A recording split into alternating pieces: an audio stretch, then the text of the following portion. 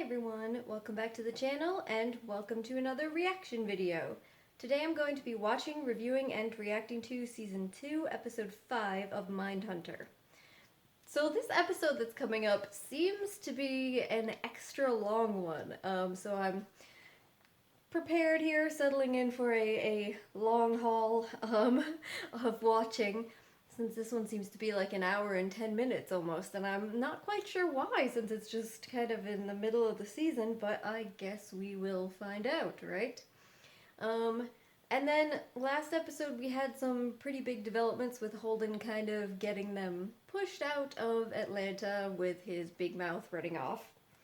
And then we also had Wendy starting to come around to some of Holden's more, controversial interviewing techniques after she herself slipped into them in the midst of actually performing an interview and seeing the value of what he sometimes does. And then the big thing kind of being the revelation at the end of the episode about Bill's son and his son's role in the death of that infant. So lots of stuff going on. I'm ready to get going. As I said, this is a long episode, so let's jump into it. Let's get started. Call gun. Barney told me there was nothing we could have done. It's all politics. I'm happy to talk to Ted. No, you're not talking to anyone. And it wasn't all politics, Holden, until you started selling your unsupported conclusions. You agreed the perpetrator is likely black. Can you see just for a moment how have it to might be say perceived that. when you present a profile without ever having been to a crime scene? Next time, shut up until we've done some groundwork. Basically.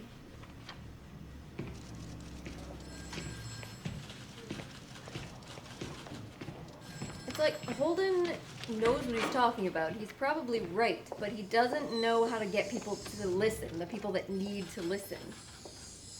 All I'm saying is he was 14. Can we really lump him in with Kemper and Brutos? Without Coral's influence, would he have ever progressed to murder? There's no way to know.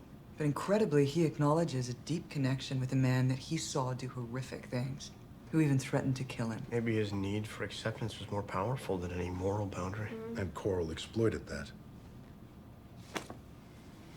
I've been thinking that we should talk about our tactics. And we wouldn't have gotten any of this if I hadn't... Improvised? Maybe he made some shit up? Touché. If we're gonna teach an interview technique, it can't be strictly following the instrument. So far, the only thing that's worked is to talk about them. Yep.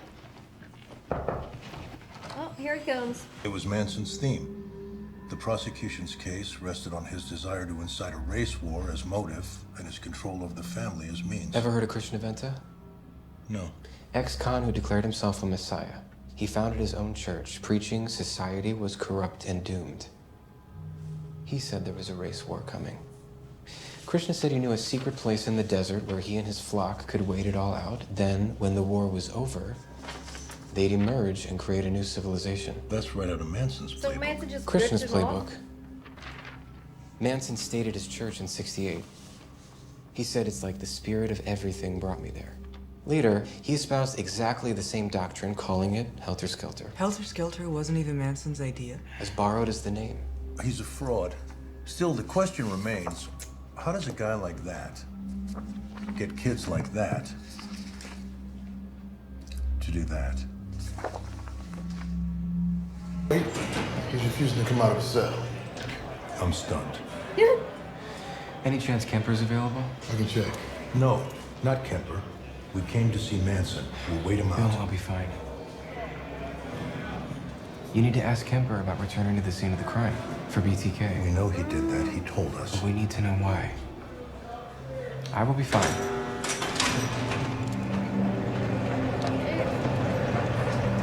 Pushing it a bit here, Holden. Besides, how's Manson gonna feel when he finds out we're talking to Kemper? These guys are all jealous of each other. For the All right. use of reason is to justify Strategic. the obscure desires that move. So Manson, huh? Word travels fast. Oh, it's hard to keep something like that quiet. Everybody knows when Charlie takes a shit, and if you haven't heard, he'll tell you all about it. Even if somebody else took the shit for him. He's never done that. Doesn't know what it's like. You're saying he's not worth our attention? The mayhem has been copiously mythologized. If you really want to understand how that all went down, you should talk to Tex. The all-American pawn. Yeah. Sure, you're right, Bill. We'll keep that in mind. But we didn't come here to talk about Manson. Kitties. This person you're after, he has an overwhelming fantasy life. Fantasies of what he's done, what he wants to do, how he's going to improve. These dreams will consume him.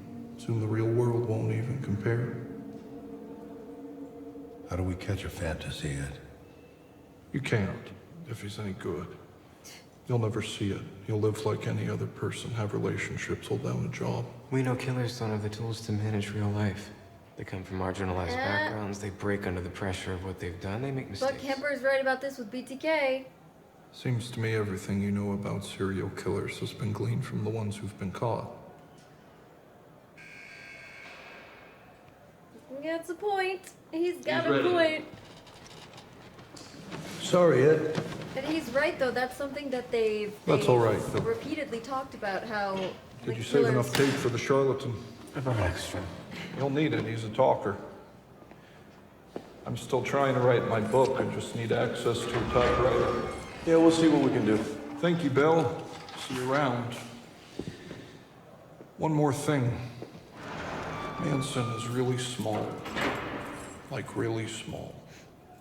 Try not to stare. How did the family begin? Did you start with the girls? These people you call a family, they're just children that you didn't want. You threw them out like trash. So I picked them up off the side of the road and I said this: in love, there is no wrong. Love. That's what you taught your family? You're a family man, Agent Towns? Yeah. Yeah, he's a family man too, with his keys and his gun. He's teaching his children right now. They're learning his beliefs, and they'll be living them. And you're teaching your children. Look at yourself. Judge the lies you live in. These children that come at you with knives, they're your children. They were your followers, Charlie. You gave them the knife. You taught them. I didn't teach them. I just tried to help them stand up. And they stood up, went out, and killed 7 innocent people. Well, so now it's my fault? It's my fault that your children do what they do? Your own children, who you were neglecting? We know that no one in the family acted without your approval, Charlie. Well, if you know, you know. You don't need to talk to me. It's yourself you need to talk to. Criminals do you deal with? I study multiple murderers. She's like, God.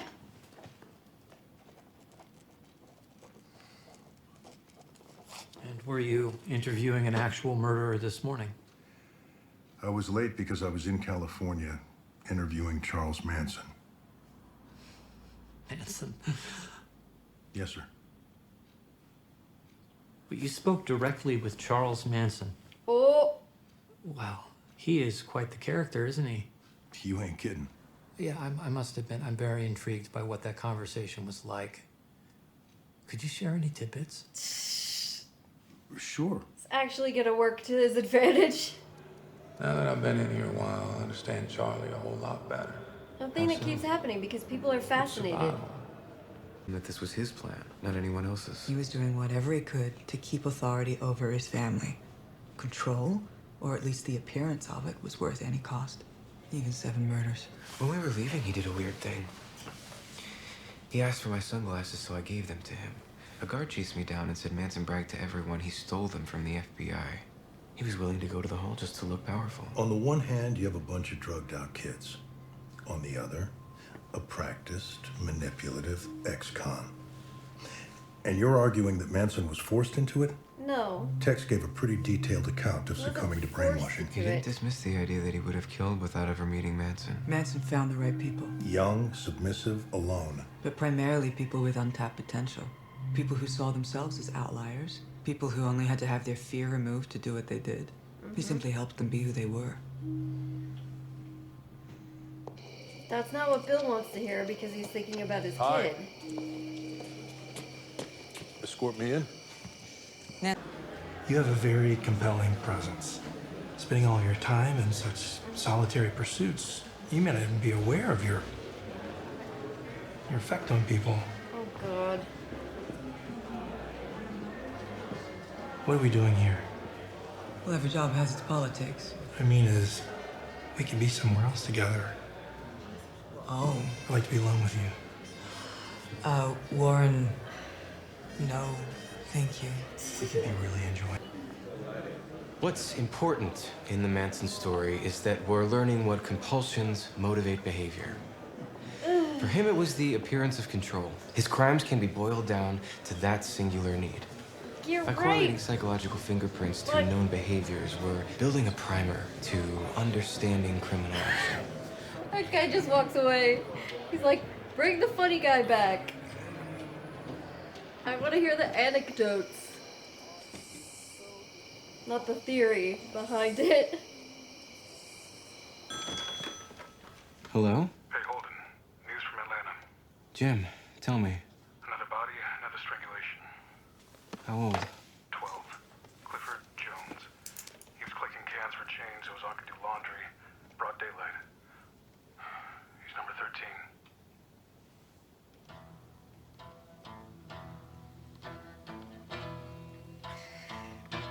Cease to exist. Fucking Manson. Alright, well, that was episode 5. That was a packed episode. Not that I'm surprised about that, considering the length of the episode overall, but they just went through so much. Yeah, and it was really long, and I'm quite tired, so I probably won't talk as much as I perhaps would if it was a, say, standard 50-minute episode.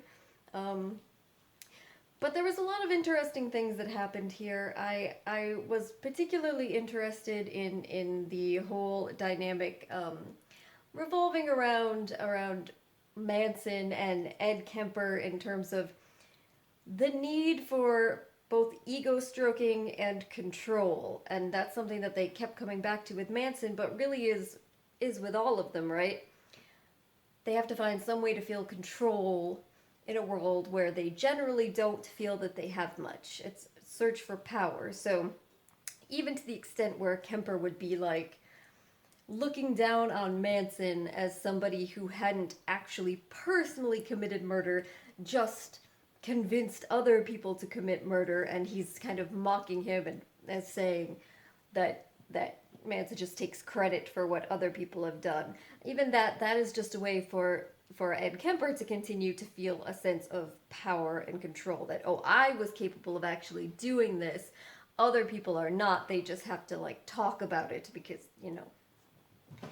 And that same sort of dynamic is playing out in what they are trying to say was happening between Manson and his entire family. So, and I thought it was interesting that they actually had Bill in there being sympathetic towards the gang, whereas everybody else was actually kind of more willing to look at the idea that Manson maybe wasn't in as much control as he thought that he was. Bill had a hard time accepting that, and of course that makes sense in light of what's going on with his family. He wants to think that Brian was really pushed into this whole situation by the older kids, that he didn't have much to do with it at all, that he was uncomfortable with it, that he never would have done anything like that if it wasn't for their involvement. And so, of course, he doesn't want to hear the idea that the kids that were in the Manson family had this latent desire to kill or do violent things, and that Manson just gave them permission to be themselves. So he doesn't want to think of Brian in terms of that kind of point of view. And I'm wondering if he's going to have to really face that sort of idea going forward. You know, he said that his wife is kind of in denial about the fact that he might need some serious help, but he might be in denial to some extent as well, because that is something, even going back to season 1, that they kind of seem to be dropping little hints about the idea that Brian might be severely traumatized, and he might be, you know, developing some early signs of a dangerous kind of personality disorder. Yeah, and this seems to be a continuation of that. So I'll be curious about that as it goes forward. And I think that what they did in this episode, really showing that the impact this had on Bill and his interpretation of Manson and the Manson family, to me made this whole Brian storyline seem better. I mean, you may remember at the end of my last video I was saying I wasn't fully sure how I felt about this being included, because one thing I liked about this show in the first season was that it didn't kind of draw the main law enforcement officer characters into situations where it seemed like they personally were involved in crimes, or, you know, that you would see on a typical procedural, where somehow it always seems like their lives are in danger, or the killer's going after them, or after a family member, or something along those lines.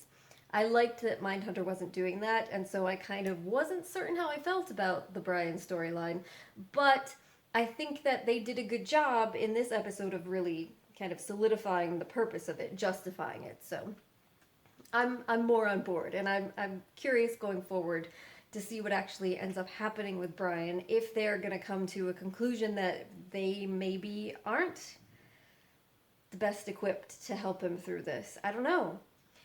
But then on the other hand, I'm not sure if that is something that their counselor is actually going to come to conclude, because as we saw, while the social worker may be very harshly looking at them and investigating them, the counselor seemed wholly absorbed and charmed when he found out that Bill was speaking to Manson. You know, very much like all the guys at this fundraiser, very much like all the guys at the barbecue, and it is an interesting topic, but it's something that, you know, people got very excited about being close to, and so he completely kind of just opened up to Bill when he found out about that and was like, oh, can you tell me more? Can you give me tidbits? So, I mean, there's some ways where maybe that counselor won't be quite as straightforward with them as he needs to be. I don't know. I guess we'll have to see going forward. But it is interesting to see how, like, upset Nancy was at the prospect of the counselor and other people finding out about this, and every time they're actually super excited. But it's also interesting to put that in the perspective of the things that Manson was saying about, oh, well, this is actually your world that they all came from, and what influence are you having on your children, is that she has this fear that the atmosphere that Bill is a part of, everything that he's dealing with, will leak over into and impact the family, impact even how their kids are raised, and values that come out of that. And that's kind of what Manson was suggesting is the case. So it's interesting to put that in contrast to a lot of the people that actually are investigating whether their son is in the right place. They don't seem to have a particular problem with what he does. In fact, they're fascinated by it. So I don't know. Just interesting to think about all of these things. And then, of course, we're going to see, going forward, more stuff with the Atlanta child murders.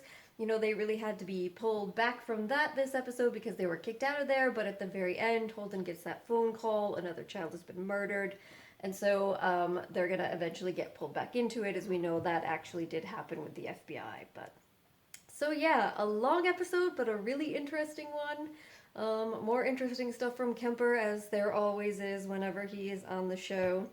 They showed him there, and I think that he was actually doing some books on tape. He was recording voiceover, and it's a kind of interesting factoid tidbit is that Edmund Kemper actually has been paid to do voiceovers for tons of audiobooks that exist. He actually has. And can you imagine if you were just reading an audiobook and then later you find out it was a fucking serial killer that you had been listening to for hours and hours, just reading stuff to you? I just think that's insane. But alright, I think I've babbled on long enough. So if you think there's anything significant that I missed or that you want to touch upon, please do feel free to do so.